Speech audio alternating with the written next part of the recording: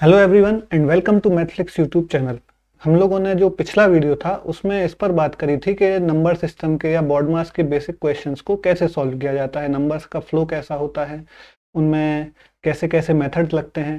पर तब हम लोगों ने ये बात नहीं करी थी कि उन मेथड्स को यूज़ करते हुए आप कम समय में उसी क्वेश्चन को कैसे सॉल्व कर सकते हैं। तो आज उसमें हम लोग अपना पहला स्टेप लेंगे जिसमें हम लोग बात करेंगे कि किसी भी नंबर के अगर आपको क्वेश्चन में दिया हुआ है तो उसका क्यूब रूट या उसका स्क्वायर रूट कैसे गैस किया जाए, क्योंकि हम लोगों को ये पता है कि जब भी क्वेश्चन में जो ऑप्शंस हैं, जो आपके आंसर के लिए ऑप्शंस हैं, अगर वो चारों या पांचों ऑप्शंस होल नंबर्स हैं, मतलब उनमें कोई डेसिमल नहीं है, उनमें कोई फ्रैक्शन नहीं है, तो ये पक्का है कि जो भी नंबर आपके अंडर रूट के अंदर लिखा हुआ है ये भी एक ऐसा नंबर होगा जिसमें कोई भी फ्रैक्शन नहीं होगा, जिसमें कोई भी डेसिमल नहीं होगा। क्योंकि अगर ऐसा होगा तो फिर जो आपका आंसर है वो डेसिमल या फ्रैक्शन में ही आएगा।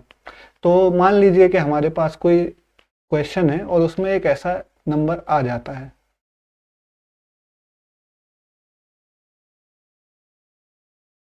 ये कुछ ऐसा नंबर, ये थोड़ा सा बड़ा है नंबर, मगर अगर मैं ये कहूँ कि इसका जो स्क्वायर या क्यूब निकालना है वो भी बहुत सरल है, बहुत ही सरल है। क्योंकि हम लोग को ये हमेशा पता रहेगा कि इस ये नंबर या तो परफेक्ट क्यूब है या परफेक्ट स्क्वायर है, मतलब इसका जो भी क्यूब रूट आएगा वो एक होल नंबर है। ये हमें मान के चलना है, ये हमें ऑप्शंस देख के गैस करना है कि अगर ऑप्शंस में जो भी नंबर्स हैं, अगर वो सारे नंबर जो ऑप्शंस हैं वो अगर सारे होल नंबर्स हैं, उनमें कोई भी फ्रैक्शन नहीं है, तो जो भी नंबर क्यूब रूट या स्क्वायर रूट के अंदर है वो हमेशा एक होल नंबर होगा, उसमें कोई डेसिमल नहीं होगा, उसमें कोई भी फ्रैक्शन नहीं होगा। तो चलिए आगे बढ़ते हैं और सबसे पहले एक बेसिक सा टेबल देखते हैं स्क्वायर नंबर्स का। इसमें ये जो नंबर्स हैं ये 1 से 30 तक के स्क्वायर्स हैं और इतने सभी को याद होने चाहिए, और इसके बाद कुछ भी याद होने की ज़रूरत नहीं है। आपको याद है तो वो अच्छी बात है, आपके लिए अच्छा है, मगर उसकी ज़रूरत नहीं है एग्ज़ाम में, क्योंकि ऑलरेडी सिलेबस इतना बड़ा है कि इन चीज़ों को याद करने पर हमें अपना टाइम वेस्ट नहीं करना है। तो चलिए हम लोग बात करते हैं कि जो भी नंबर्स हैं उनके स्क्वायर्स को कैसे गैस किया जाता है। तो सबसे पहले जो सबसे ज़रूरी चीज़ है जानने की वो ये है कि अगर किसी भी नंबर के एंडिंग में 5 है, कोई भी 2 डिजिट का नंबर है और उसमें जो यूनिट डिजिट है, जो फर्स्ट डिजिट है वो 5 है, तो उसका स्क्वायर कैसे गैस करेंगे। तो ये बहुत ही सिंपल सा वैदिक मैथ्स का एप्लीकेशन है। मान लीजिए हमारे पास ये नंबर है सिर्फ 5, तो इसका स्क्वायर तो 25 है, ये हमें पता है। अब इसके बाद मान लीजिए नंबर है 15, तो यहाँ तक भी सबको पता है। इसके बाद अगर नंबर है 25, तो इसका स्क्वायर भी सभी को पता है। तो यहाँ पर एक पैटर्न है, अगर हम ये पहले वाले को छोड़ दें तो जब भी यूनिट डिजिट 5 होगा तो जो लास्ट 2 डिजिट्स हैं वो 25 होंगे, ये गारंटीड है। इसके अलावा कभी भी कोई और नंबर ऐसा नहीं होगा जिसके यूनिट डिजिट पर 5 हो और उसका स्क्वायर कुछ और आए। उस अगर यूनिट डिजिट पर 5 है तो उसका स्क्वायर हमेशा लास्ट 2 डिजिट्स 25 ही होंगे। और उसके आगे मान लीजिए यहाँ पर 3 है, तो बहुत ही सिंपल सा तरीका है, जो भी ये नंबर है उसको अपने से एक बड़े नंबर से मल्टीप्लाई करना है, जैसे कि 3 इंटू 4, तो ये हो गया 12। यहाँ पर 12 लिख देंगे और हमारा काम हो गया।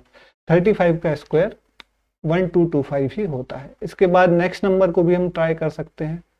45 का स्क्वायर 25 तो कन्फर्म है। उसके बाद 4 इंटू 5 मतलब 2025। इसके बाद अगर हम बात करेंगे 55 की तो 25 फिर से कन्फर्म्ड है।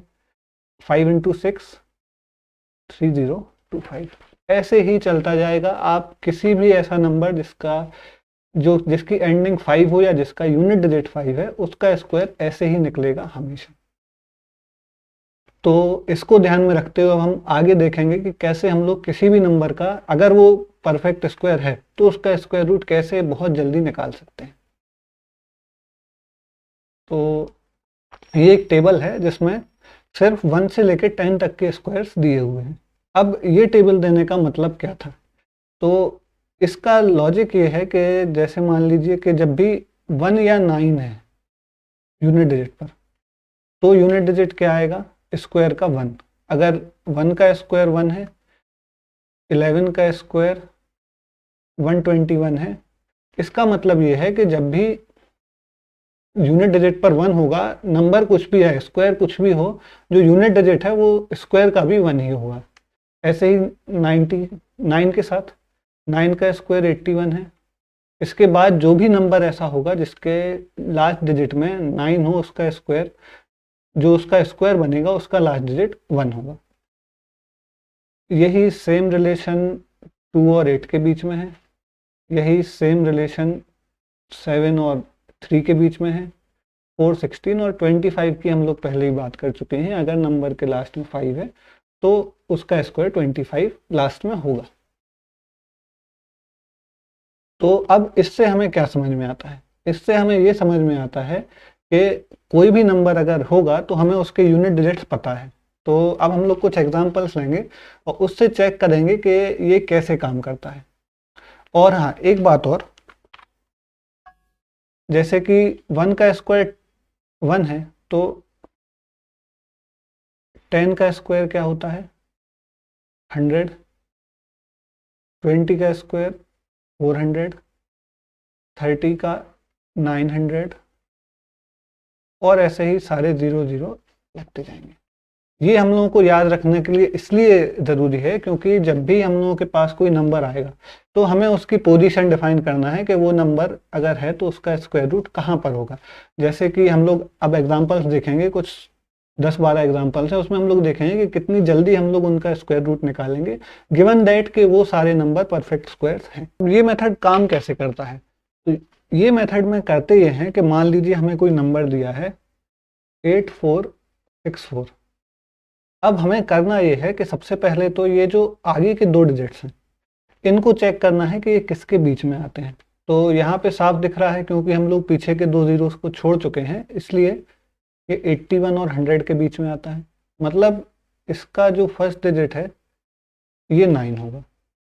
अब इसका सेकंड डिजिट क्या होगा वो हमें चेक करना है। तो देखिए यहाँ पे क्योंकि लास्ट में ये 4 है इसलिए इसका सेकंड डिजिट या तो 2 हो सकता है या फिर 8 हो सकता है। इसके अलावा सेकंड डिजिट इसका कोई नहीं होगा। मतलब ये जो नंबर है या तो 92 का स्क्वायर है या फिर 98 का स्क्वायर है। इन दो के अलावा ये किसी का स्क्वायर नहीं होगा। अब अगर ये हमें पता चल गया है कि ये सिर्फ इन दो का स्क्वायर हो सकता है तो सिर्फ हम लोग को ये चेक करना है कि ये 95 के स्क्वायर से बड़ा है या छोटा है। सिर्फ इतना चेक करना है। तो 95 का स्क्वायर देख लेते हैं। 95 का स्क्वायर कैसे मिलेगा? क्योंकि लास्ट में 5 है इसलिए ये 25 और 9 इंटू 10 तो ये आ गया 90। अब ये 9025 से डेफिनेटली छोटा है तो जो हमारा आंसर है वो होगा 92। मतलब 8464 का अंडर रूट होगा 92। अब कुछ लोग एथिकल बात करेंगे कि सर ये हो सकता था कि ये थोड़ा सा ये 8464 की जगह 8465 होता तो ये मेथड फेल हो जाती। ये मेथड बिल्कुल फेल हो जाती। मगर तब भी अगर आपको 90 का स्क्वायर पता है, आपको 95 का स्क्वायर पता है और क्योंकि नंबर अंडर रूट में है तो आप लोग तब भी ये 90, 91, 92, 93 और 94 में से कोई भी एक गैस लगाते। और क्योंकि ये नंबर अंडर रूट होने के बाद बहुत छोटा हो गया है, 8464 का 92 बचा, बहुत ही छोटा हो गया है, तो इसलिए इस नंबर से आपके आंसर पे बहुत अंतर नहीं पड़ेगा। आप तब भी अप्रोक्सीमेटली करेक्ट आंसर तक पहुंच सकते हो। मगर फिर से बोलना पड़ेगा कि क्योंकि जो आंसर्स हैं अगर वो आंसर्स आपके हमेशा होल नंबर्स में हैं तो आपको ये याद रखना है कि जो अंडर रूट है वो भी एक होल नंबर आपको देगा। मतलब ये जो नंबर लिखा हुआ था, अगर ऑप्शंस में कोई भी ऑप्शन पॉइंट में, डेसिमल में, फ्रैक्शन में नहीं है तो इस नंबर को जो आंसर देना था वो भी पॉइंट, डेसिमल, फ्रैक्शन में नहीं देता। चलिए अब नेक्स्ट देखते हैं, कुछ 10-12 एग्जांपल्स करते हैं सेम मेथड से और फिर हम लोग आगे बात करेंगे क्यूब के बारे में। तो ये जो सबसे पहला नंबर है वो है 3969। तो इसको क्या करेंगे कि सबसे पहले तो ये देखेंगे 39 कहाँ आता है। 39 6 और 7 के स्क्वायर के बीच में आता है, 36 और 49 के बीच में। मतलब जो फर्स्ट डिजिट है वो तो 6 कन्फर्म हो गया। अब जो सेकंड डिजिट है वो क्या हो सकता है? या तो वो 3 हो सकता है या फिर वो कितना हो सकता है?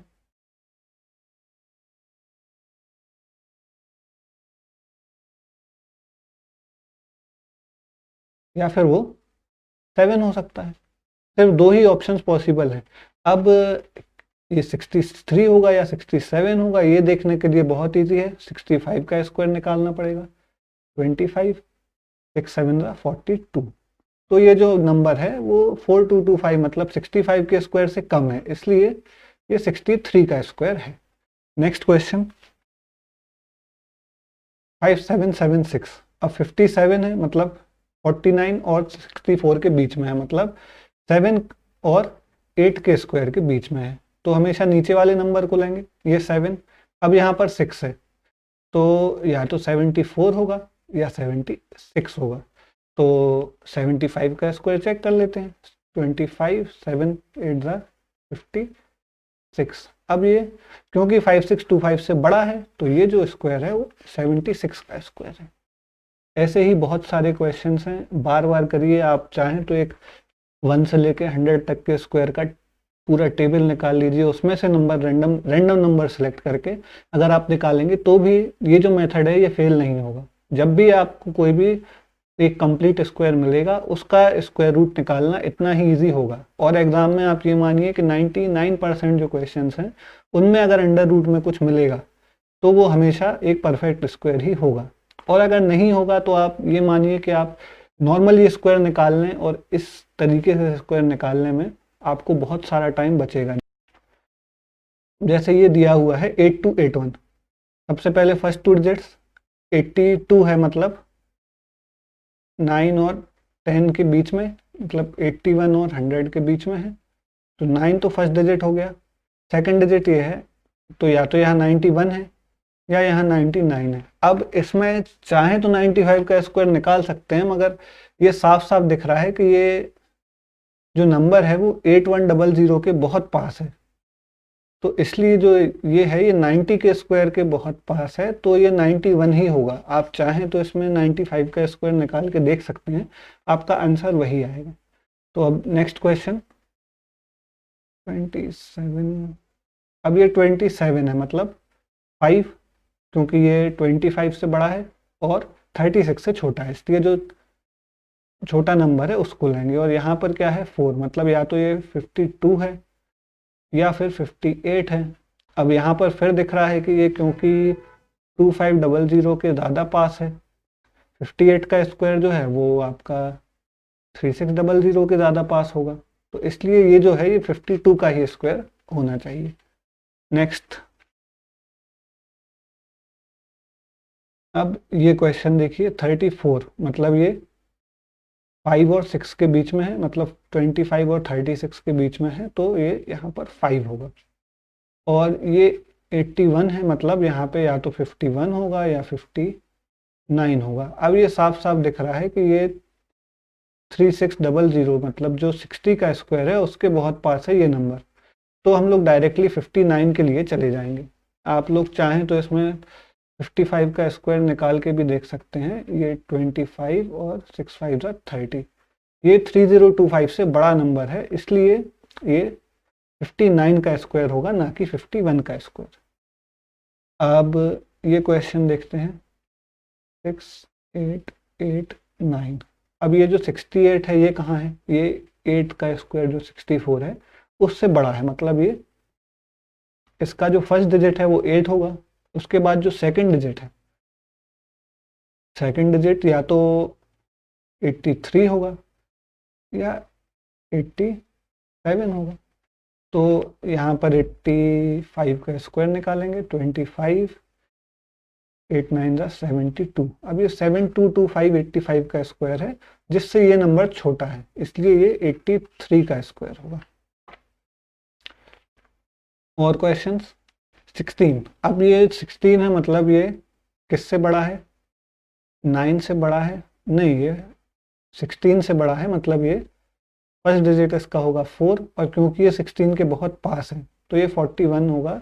डायरेक्ट लिख सकते हैं, आप चाहें तो इसमें कर सकते हैं 45 का स्क्वायर निकाल के, 45 का जो भी स्क्वायर आएगा उससे ये नंबर छोटा है 1681, इसलिए हम लोगों ने इसे डायरेक्ट लिखा है, क्योंकि ये 16 के स्क्वायर के बहुत पास था।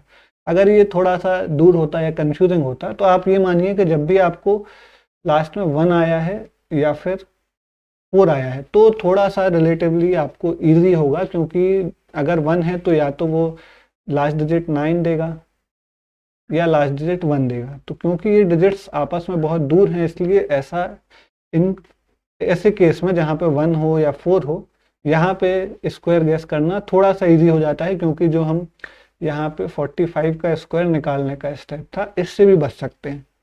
मगर ज़रूरत पड़े तो करना है, क्योंकि ऑलरेडी जो मेथड हमें पता है उससे ये बहुत सरल है। तो आगे देखते हैं।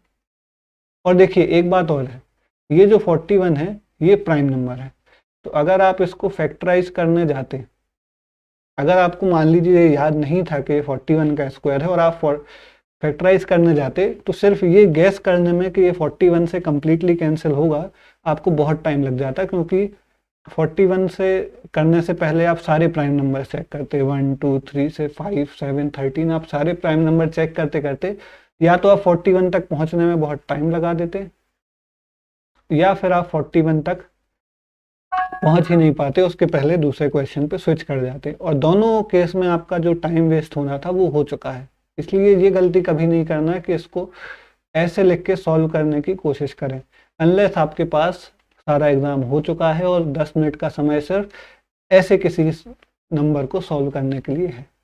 चलिए नेक्स्ट क्वेश्चन देखते हैं। अब देखिए यहाँ पे डिजिट्स ज़्यादा हैं, अब ये 112 है और ये 36 है, तो हमेशा जो लास्ट 2 डिजिट्स हैं उनको अलग छोड़ देना है। ये रहेगा स्क्वायर्स के लिए, जब क्यूब करेंगे तो लास्ट 3 डिजिट्स को छोड़ा जाएगा। तो यहाँ पे लास्ट 2 डिजिट्स, अब ये 112 है, मतलब ये 100 और 121 के बीच में है, मतलब ये यहाँ पे जो नंबर है वो होगा 10, और ये 36 है, 36 है मतलब या तो ये 4 है या तो ये 6 है, मतलब या तो ये 104 है या 106 है। तो बिल्कुल इजी है, 105 का स्क्वायर निकालेंगे और 10 इंटू 11 110। अब ये इससे बड़ा है, 11236 11025 से बड़ा है, मतलब ये 106 का स्क्वायर है। अब नेक्स्ट क्वेश्चन देखेंगे। ऐसे ही है, और भी क्वेश्चंस हैं, अभी 2 क्वेश्चंस और हैं स्क्वायर में, फिर हम लोग क्यूब की बात करेंगे। और इस मेथड से छोटा और इस मेथड से कुछ भी नहीं है। हो सकता है कि आपके 15-20 में से एक क्वेश्चन गलत हो जाए, तो हो जाने दीजिए, क्योंकि क्वेश्चंस गलत होंगे, आप उस पेपर में उस माहौल में ये कभी एक्सपेक्ट मत करिए कि आपसे सब कुछ सही होगा। कुछ गलतियां होंगी, मगर जो गलतियां हों वो सिली मिस्टेक्स ना हो, ये ऐसी मिस्टेक्स ना हो जो आप अवॉइड कर सकते हैं, क्योंकि एग्ज़ाम का प्रेशर है, सबको चिंता होती है, कुछ ना कुछ गलतियां होंगी। मगर गलतियां ऐसी नहीं करना है कि बाद में जब आपको वो गलतियां समझ में आए तो दुख हो। इसलिए याद रखें कि जहाँ टाइम बच सकता है वहाँ टाइम बचाएं, क्योंकि अगर आप जब टाइम बचाएंगे तो आप आगे कुछ क्वेश्चन ज़्यादा करेंगे और वही कुछ क्वेश्चन आपको कट ऑफ के ऊपर ले जाएंगे। चलिए तो अगला क्वेश्चन देखते हैं। फिर से फर्स्ट 3 पहले लास्ट के 2 डिजिट्स को भूल जाना है। 345 मतलब ये 18 का स्क्वायर और 19 का स्क्वायर के बीच में है। अब ये कहाँ पर है, ये 18 तो कंफर्म हो गया, अब ये 96 है, तो या तो ये 184 है या 186 है। तो सबसे पहले 185 का स्क्वायर निकाल लेंगे। जब भी यहाँ पर 6 होगा हमें 185, ये जब भी लास्ट डिजिट 6 होगा तो हमें ये 5 का स्क्वायर निकालना ज़रूरी होगा, क्योंकि 5 के एक प्लेस ऊपर पे भी जब स्क्वायर करेंगे तो 6 आएगा, और 5 के एक प्लेस नीचे भी जब हम लोग स्क्वायर करेंगे तो 6 ही आएगा। इसलिए जो 5 है वो थोड़ा सा रिस्की है, थोड़ा सा ट्रिकी है। हमेशा जब भी 6 पीछे आएगा हम लोग 80 जो भी उसके नियरेस्ट होगा 5 का मल्टीपल, उसका स्क्वायर ज़रूर निकालेंगे। तो अब ये करते हैं 185 का स्क्वायर 25 और 18 इंटू 19, तो ये कितना आएगा 18 इंटू 19 इक्वल्स टू 342, तो ये आ जाएगा 34225। अब ये हम लोगों को दिख रहा है कि ये जो नंबर है ये इस नंबर से बड़ा है, मतलब 185 के स्क्वायर से बड़ा है। तो 185 के स्क्वायर से बड़ा है मतलब 186 का स्क्वायर ये नंबर है। लास्ट देखते हैं। 5929।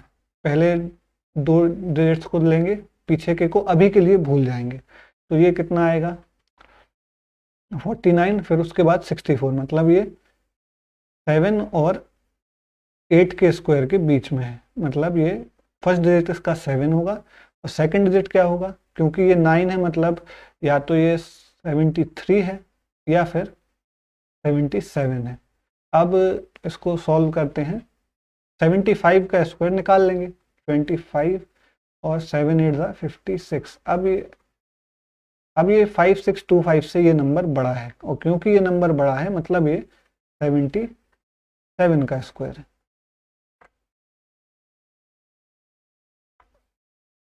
अब हम लोग जो बात करेंगे वो होगी क्यूब्स की। तो जैसा कि हम लोगों ने पहले स्क्वायर्स में बात करी थी, ये जितने नंबर्स हैं इतने आपको याद करने हैं, और इसके आगे क्यूब्स में या फिर स्क्वायर्स में कुछ भी याद नहीं करना है। ये जो है ये मोर देन सफिशियंट है। ये मोर देन सफिशियंट ऐसे है कि हम लोगों ने जब पिछली मेथड में देखा तो भी हम लोगों को यही समझ में आया कि हम लोग इजीली अगर कोई नंबर होल क्यूब या होल स्क्वायर है तो उसका बहुत इजीली निकाल सकते हैं। अब ये जो सेम मेथड है ये हम लोग यूज करेंगे कहाँ पर, स्क्वायर्स क्यूब्स में।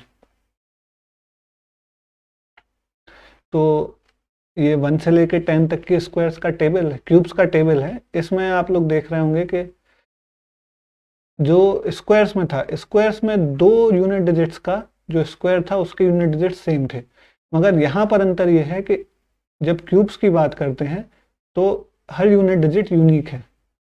जब 1 होगा तो 1, 2 के साथ 8, 3 के साथ 7, और ये आप सारे नंबर्स देखेंगे तो यूनिक सेट्स हैं यूनिट डिजिट के। मतलब आपको कभी भी ऐसा नहीं होगा कि मान लीजिए 2 लिखा है यूनिट डिजिट पर तो ये किसी और नंबर का यूनिट डिजिट नहीं होगा। ये हमेशा सिर्फ अगर 512 लिखा है तो जो भी नंबर आएगा उसका यूनिट डिजिट 8 ही होगा। जब जैसा कि स्क्वायर में दो पॉसिबिलिटीज थी, यहाँ पर सिंगल पॉसिबिलिटी है, और क्योंकि सिंगल है इसलिए हमें बार बार ये 5 वाले टर्म का क्यूब निकाल के चेक नहीं करना पड़ेगा कि ये ऊपर वाला नंबर है या नीचे वाला नंबर है।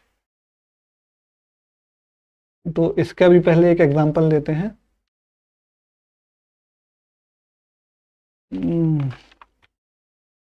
300763। अब देखिए वहां पर हम लोग दो नंबर छोड़ रहे थे, यहाँ पर हम लोग फर्स्ट 3 डिजिट्स को छोड़ देंगे और उसके बाद ये चेक करेंगे कि ये जो नंबर है ये कहाँ पर आता है। तो जैसे कि यहाँ पर है 300, मतलब ये 6 और 7 के बीच में आता है, तो ये हो गया कितना 6। और फिर ये नंबर है यहाँ पर 3 आया। 3 कब आता है, जब यूनिट डिजिट 7 हो। जब यूनिट डिजिट 7 होगा तो क्यूब में लास्ट डिजिट 3 होगा, मतलब ये आएगा 63। इतना ही इजी है। जो स्क्वायर था वो ज़्यादा कठिन है, क्यूब निकालना और भी सरल है। बाकी ये है कि जो स्क्वायर्स के हैं उसके क्वेश्चन ज़्यादा मिलेंगे, क्यूब के क्वेश्चन कम मिलेंगे, इसलिए हम लोग स्क्वायर पर ज़्यादा प्रैक्टिस करेंगे। आप ये मानिए कि आपको रेंडमली नंबर उठाते जाना है और चेक करते जाना है। आपको स्क्वायर नंबर्स को लेना है और फिर चेक करना है कि आप उनका बहुत तेज़ी से स्क्वायर रूट निकाल पाते हैं या नहीं। चलिए, तो ये नंबर है, बहुत ही छोटा नंबर है। छोटा इसलिए क्योंकि ये पहले 3 डिजिट्स को हमें भूल जाना है, और जब पहले 3 डिजिट्स को भूल जाना है तो 3 है। 3 मतलब 1 का क्यूब और 2 का क्यूब 8, इन दोनों के बीच में आता है, मतलब जो फर्स्ट डिजिट है वो 1 है, और जो सेकंड डिजिट है क्योंकि यहाँ 5 है इसलिए 5 है। तो 15 क्यूब इक्वल्स टू 3375। अब दूसरा देखेंगे, इसमें क्या करना है कि पहले 3 डिजिट्स को भूलना है। अब ये है 32 मतलब 27 और 64 के बीच में आता है, मतलब जो फर्स्ट डिजिट है वो 3 होगा, और जो सेकंड डिजिट है वो, क्योंकि यहाँ पर 8 है, 2 का क्यूब कितना होता है 8 होता है, मतलब ये जो नंबर है ये 2 होगा, क्योंकि जब यहाँ पर 2 होगा तभी हमारे आंसर में लास्ट में 8 आएगा। और ये जो नंबर है ये नंबर होगा।